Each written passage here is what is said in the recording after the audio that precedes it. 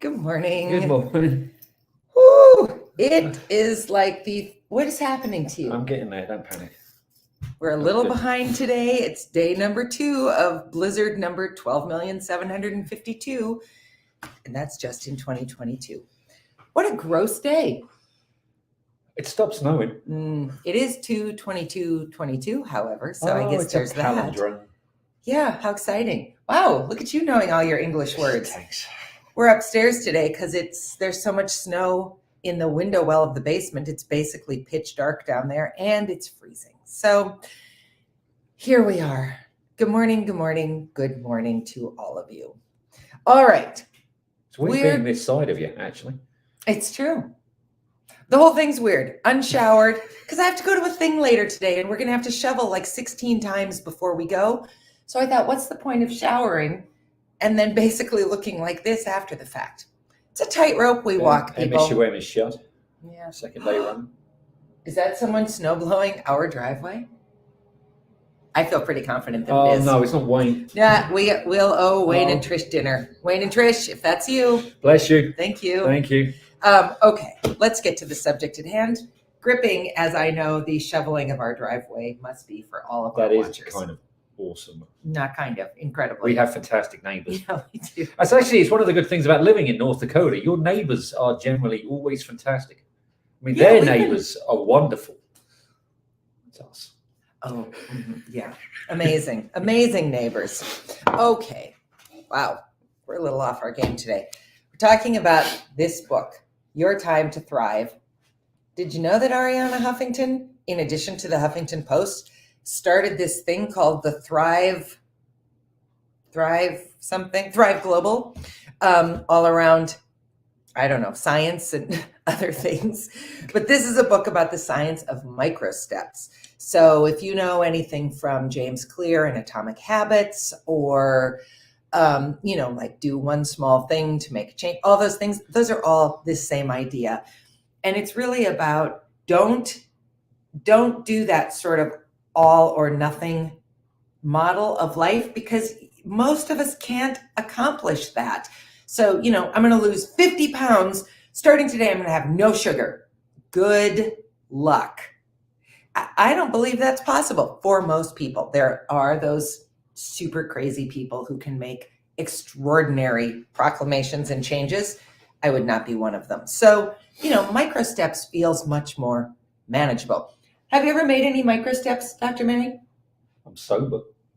That's a massive step. That's not a micro step, but how did you use little steps to get to sobriety?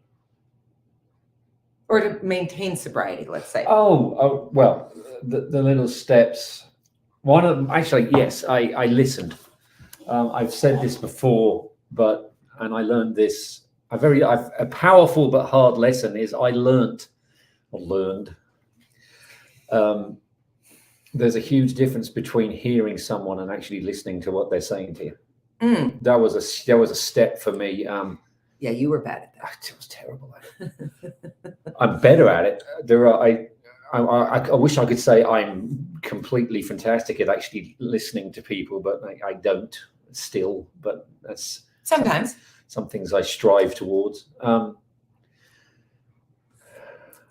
The bed making is a micro step. You're thinking of this too, like we're talking about tangible things. Oh, every morning since I came home from rehab to start day release.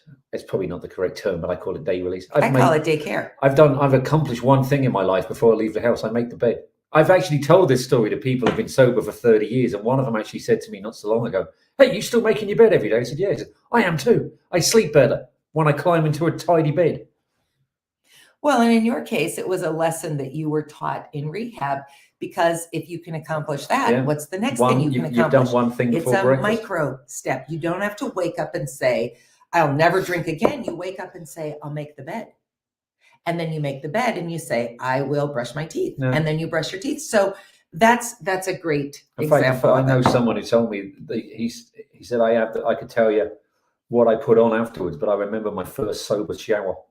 So I showered It's interesting. When I read my coach Jess Buchanan's book, Impossible Odds, recently, she was taken by Somali land pirates, held for 93 days, rescued by SEAL Team 6. If you don't know this story, during the Obama administration, the book Impossible Odds, well worth reading. Anyway, one of the things that really struck me is she talked about, this is kind of off topic, but just one of those moments. She talked about what it felt like to take that first shower 93 days after being taken, and how incredible it felt to just wash that off her body. So it's just, I think there is something, there's a similarity to it there. Water is very renewing. There's a reason that we use water for baptism. It's got a life-giving force to it, because of course we're all made up mostly of water on a planet mostly of water. In fact, the planet and us are both 71% water. Good for us and the planet. We should take better care of that then. All right. You might like this little fact. Okay. The only thing that has more water in it than your average human being is your average root vegetable, which you do as a vegetarian. Oh, you like. Good job, root vegetables. I do like that. A bit of hardcore plant science in there. Where and when we can, always teaching. All right, so I'm going to read you just a quick little section, because I thought this was a great way to think about a microstep. And here's the question for you to hopefully type into the comments. Tell us, what's one microstep that you have taken, whether it's in a goal you've set, maybe it's as part of your, what's the things that people set at the beginning of the year? Resolution. Maybe it's towards a resolution. Maybe it's a goal that you've had that's much longer than the beginning of 2022. But what is one microstep you're working on while I read this to you? One of the keys to getting the most out of our transitions and our lives in general is to understand our lives as stories. Stories are how we make sense of the world and of the past, present, and future. Stories are how we connect with others and with ourselves. That's why life transitions can seem so threatening. But life transitions also give us a chance to reflect and fix the plot holes in our life stories. One powerful microstep is to simply write your own story. There was a famous study in 1986 by a researcher named James Pennebaker from the University of Texas at Austin. Pennebaker asked a group of students to write about traumatic experiences in their lives for 15 minutes each evening for 4 consecutive nights. Just 4 nights. So we're talking an hour total. Though the writing experience was difficult, many cried during the process. 1 year later, the students had fewer visits to the health center, and 70% said they understood themselves better. Follow-up studies even showed signs of a stronger immune system. The key about successful transitions is that they are more about meaning than about happiness. Happiness is fleeting, while meaning is enduring. Happiness concentrates on the self, while meaning concentrates on things larger than the self. Happiness focuses on the present, while meaning focuses on stitching together the past, present, and future. So I'm going to put up some of these. Thank you for taking our request. Scott Fry says he meditates every day. Good for you, Scott. I have tried many times, failed many more times. Jane says daily gratitude. Excellent point, Jane. One of the things that this book talks about is take literally 1 minute in bed at the start of every morning and list 3 things you're grateful for. Just in your mind. You don't have to write them down.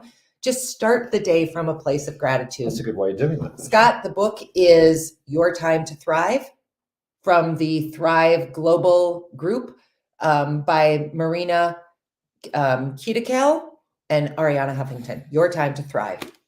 Lillian. Good morning, Lillian. Lillian says, keeping my house clean has been a huge struggle. Get in line, Lillian. One of the reasons we're facing this way is because it's a little bit messy over there. Rather than making the success only when my whole house is clean, I instead celebrate progress. Or you change your camera angle. Just bringing dirty dishes to the kitchen instead of having all my dishes clean. Yes, that's a perfect example. Those are 3 great examples.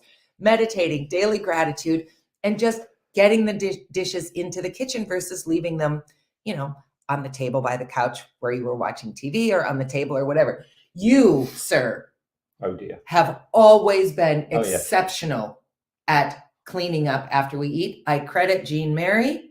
I joke that Maz is a long, stretched out Jean, his mother, which is absolutely true. But this is an amazing quality from her. In fact, at Jean's house, you don't want to linger too long on your plate because when she's done, we're all done. And so if you haven't finished, that plate's away and clean before you can even kind of imagine it. But that's a really lovely quality. Sometimes, I guess. Well, I do like to finish my food, but Mother writes and says Sunday school, which for her means she's got a special space in her house where she reads from her daily Bible or her other meditation books, those kinds of things. I love, love, love, love these examples. So let's go back to this sharing our story, because what really struck me in listening to this was you and I lived with your sobriety for 3 years. Yes. And hardly anybody knew. As everybody who pays attention to this show knows, hardly anybody knew. Then we decided collectively and together to write about it. Yes. Which then turned into, ta-da, today. So what in the world do you think writing about it did for us that goes back to what the last paragraph that I read? The key about successful transitions is that they are more about meaning than about happiness. The first 3 years, we were happy. Okay? Wouldn't you agree? Oh, God, yeah. Okay. Happiness is fleeting, while meaning is enduring. Happiness concentrates on the self, while meaning concentrates on things larger than the self. Happiness focuses on the present, while meaning focuses on stitching together the past, present, and future. So I was really struck by that because we learned some remarkable things. Yeah. And continue to learn some remarkable things about each other, about ourselves, about our marriage, about other people. Why do you think that is? I think it's because we're inherently uncomfortable with, even when you start a conversation with, I want to have a conversation, I want to hold the absolute truth. I think we all subconsciously hold something back in case we don't want to hurt someone. Writing it down gives you pause to think. So you can rephrase what you write. So you think, I'm going to write this in a less hurtful sentence, which I guess for almost everyone on the planet would be easier than just saying the first thing out of your head. You're a jerk. Because you can't take that back. That's true. But if you think about it and write it, it gives you a natural pause. Which is actually, if you think about natural pauses, they're endemic throughout life. We all have them. Wars are structured around natural pauses, which is one of the reasons why the nuclear triad is a bomber, because it takes 8 hours to get to its target. It gives people pause to think about saying, "Oh, should we stop blowing?" You can't stop it, can you? You can recall the bomber. You can't recall a missile. Oh, that's the whole thing about why the Cold War nuclear trident was set up. It gives natural pauses. Wow. Scott added a point, or hurt ourselves by exposing something others judge. Yeah. That's an excellent point. So that's super interesting. I did not know that. One of the things that I thought when I read this was we were very happy. It was our happiness which inspired people to write to me and say, what is going on at your house? Which inspired us to reveal this dark side, we'll say. But we were happy because we were in the present.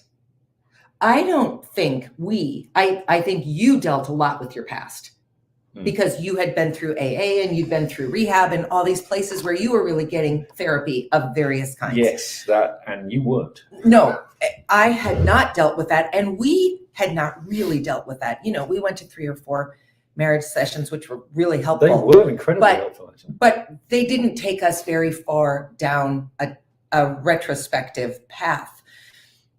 When we started to first write about this and then start having these conversations, I was shocked to realize all the things I didn't know about you, all the things I didn't know about myself, all the discoveries that we have made.